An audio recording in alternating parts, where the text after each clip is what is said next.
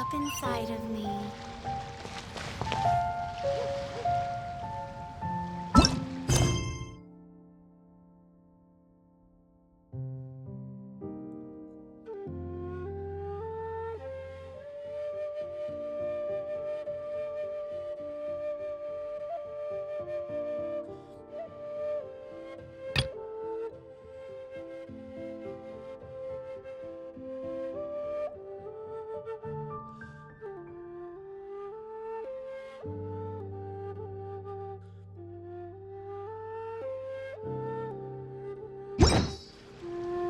I see the value in...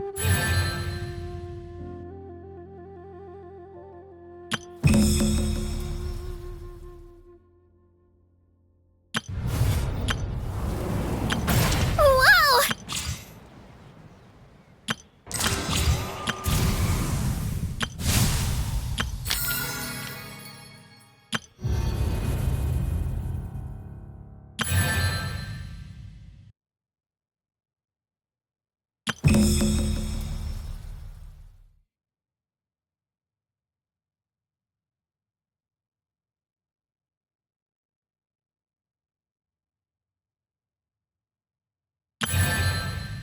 my own work, but I also see the meaning in...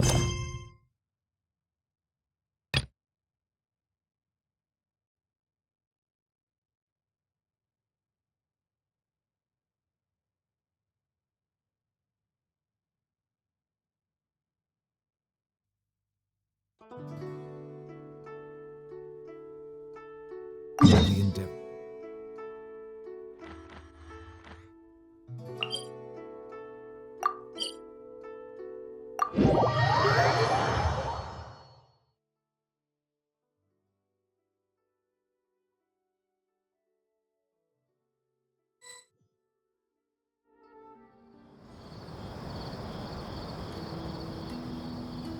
Come on, serious suggestions, please. I'm not trying to write a thriller here.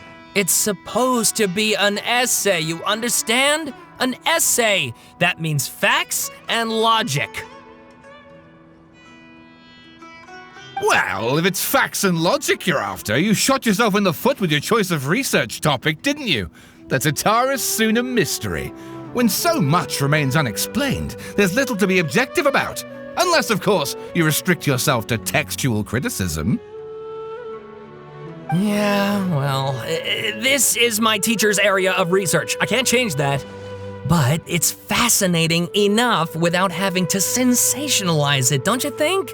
The strange location, the missing details, a mysterious person. I want to write my essay on something interesting, and I'm interested in getting to the bottom of all this. That's the only reason I came to you.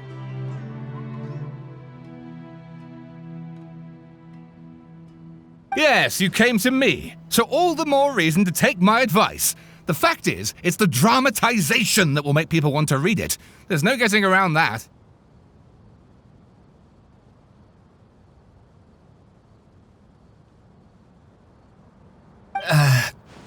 Okay, but...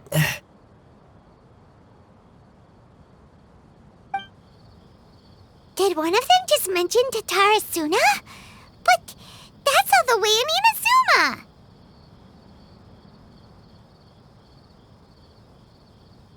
Is it just Paimon, or is it kinda unusual for someone in Sumeru to want to write a paper about that? Everyone here's just going about their business. Maybe it really is just Paimon. Guess people here are free to research pretty much anything. Great! Let's go find out what this Tatara Suna mystery is all about.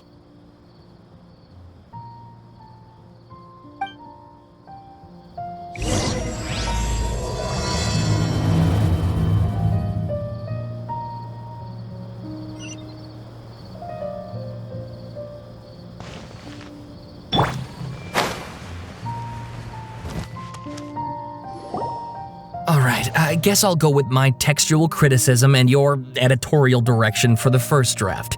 I have a feeling that the missing Kabuki Mono will end up being the main focus of this paper.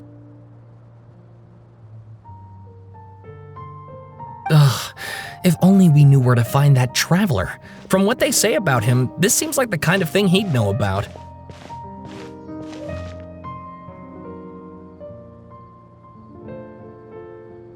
Oh, you're the traveler, you say? Hey, what's with that face? Don't believe us? No, of course I believe you. Actually, I first heard about your great exploits when I was still in Inazuma. This is my first time coming face to face with you and your mysterious silver-haired companion. I couldn't believe my luck, and out of force of habit, I started, examining the evidence. Sorry. Oh, Sawada, for the love of... Sorry, we don't get out much, so our social skills are kinda lacking. Traveler, I hear you've helped many people a great deal and been to many places. Would you be able to tell us about Tatarasuna? Actually, we don't know much about that place either. In fact, we only came over here because we heard you talking about it and wanted to learn more. I see. My teacher chose this area of research as a personal challenge. He said it's difficult to get into because even Inazumans don't know much about Tatarasuna's past. But who'd have thought that, If you don't mind, I'd love to show you all my outline for the book I'm writing about Tatarasuna. Hold on, Sawada. Don't you think that's a bit of a deep dive for a first read? Well, fair point. In that case, please ease yourselves in gently by taking a look at Akaba's latest essay draft. Let me give you some background. This all started with the discovery of some records in Tatarasuna. The writings mentioned someone by the name of Mikoshi Nagamasa, who crafted a fine blade. But in the end, he threw it into a fire to destroy it and killed his servant Katsuragi. Why? Well, no one knows. Apart from the swordmaker, his servant, and the one who wrote this all down, the records also mention a kabuki mono. This seems to be an Inazuman word for an eccentric stranger, someone who dresses funny or acts in an unusual way. That's right. Akaba's teacher has spent quite some time researching these events on the ground. This kabuki mono lived in Tatarasuna for a while before disappearing without a trace. And shortly afterwards, as Akaba mentioned, things got pretty ugly. So first this strange person goes missing, then a murder happens? Seems kinda fishy to Paimon.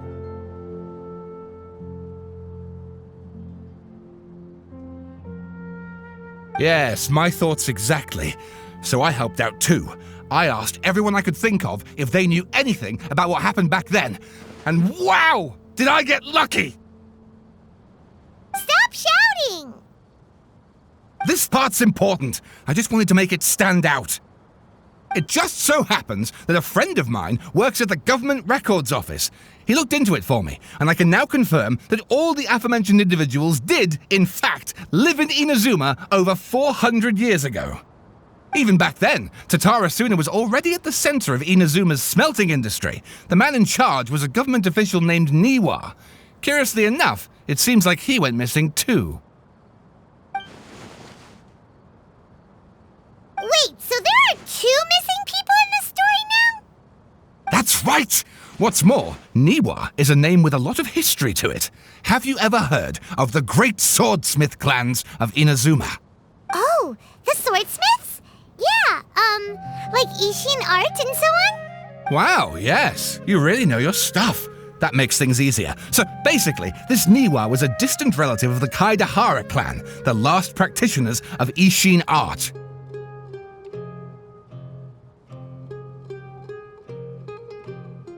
Something then seems to have happened in the Kaidahara clan, leading to their downfall. I don't know the details, but taken in light of everything else going on around that time, it makes you wonder whether it's all connected somehow. The Kaidahara clan? Sawada, you left out the biggest detail of all.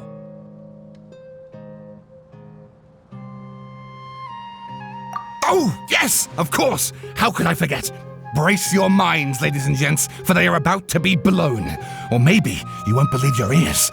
I wouldn't blame you, of course, because in all my years as a writer, this is by far the most.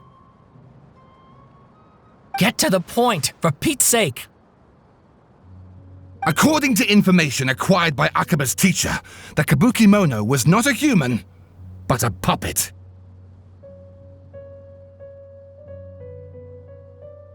A puppet?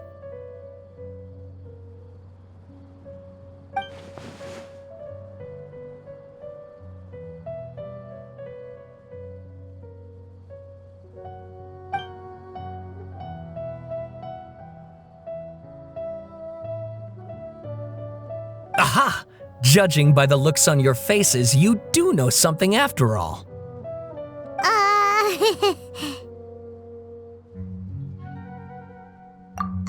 No! Paimon just meant, how creepy. The way you described it makes it sound like a ghost story. I agree, it does. But considering that non-human races in Inazuma are by no means uncommon, spooky events are to be expected. And that's exactly what my book is about. Please, take a look.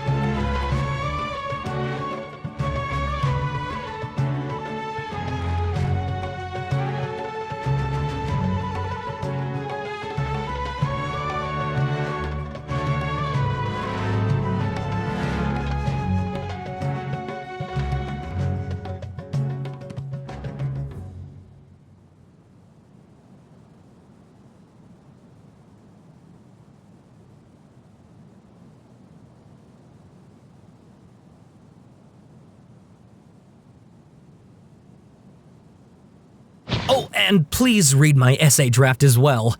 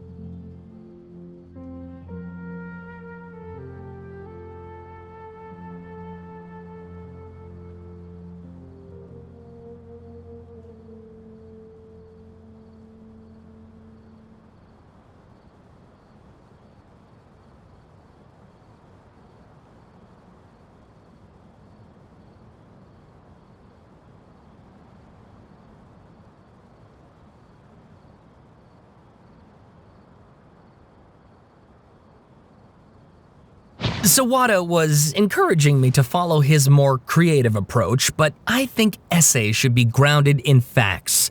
I don't think explaining everything away with mysterious forces will cut it. Oh, how about if I plug the holes in Sawada's narrative with political intrigue? Like, I could put a turf war between rival factions at the center of the whole series of events. Wait, you're allowed to just make stuff up? Pretty sure you've gone from essay to guessay there.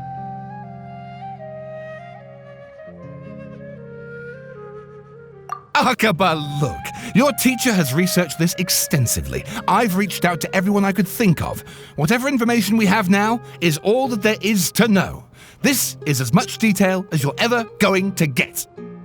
Besides, if there really was a political power struggle going on at anything like the level you seem to be suggesting, what hope would we ever have of finding out the truth? Good point. Okay, back to the drawing board, I guess. Give me some time. I need to find a new angle on this. We have some other stuff to do, so we'll have to say goodbye for now. Good luck with your essay! All right, thank you. If you find out any more info about all this, please do let me know. Thanks so much.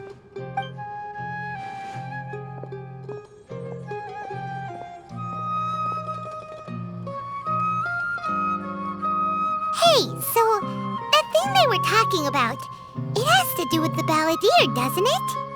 Okay, then even if we did know something about it, we probably couldn't share it with them, huh? After all, we kicked his butt and got him locked up. Information about people like that is usually super confidential, isn't it? If you ask Paimon, Akaba should just pick a different topic. There must be as many essay topics as there are trees in the forest. There's no point in...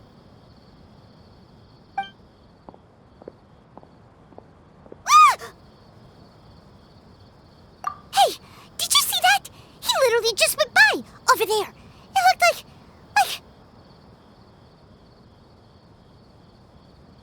the balladeer! No, it can't have been. He got locked up. Oh, quick, let's catch up and see.